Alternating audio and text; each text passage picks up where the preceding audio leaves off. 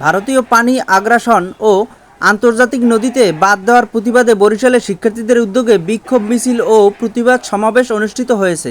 বৃহস্পতিবার 22শে আগস্ট রাতে সরকারি ব্রজমোহন কলেজ থেকে মিছিল শুরু হয়ে নতুল্লাবাদ কেন্দ্রীয় বাস টার্মিনালে এসে শেষ হয়। এরপর সংক্ষিপ্ত সমাবেশে ছাত্ররা ভারত বিরোধী বিভিন্ন স্লোগান দিতে থাকেন। স্লোগানে মুখরিত হয়ে ওঠে নগরী। শিক্ষার্থীরা এ সময় তাদের বক্তব্য বলেন, ভারত প্রতি বছরের মতো এবারেও বাঁধের পানি ছেড়ে বাংলাদেশে আকস্মিক বন্যার সৃষ্টি করেছে। দেশে বিভিন্ন জেলা বন্যার পানিতে প্লাবিত হয়েছে। এ পর্যন্ত 18 লাখ মানুষ পানিবন্দী জীবনযাপন করছে। মারা গেছে 50-এর অধিক মানুষ।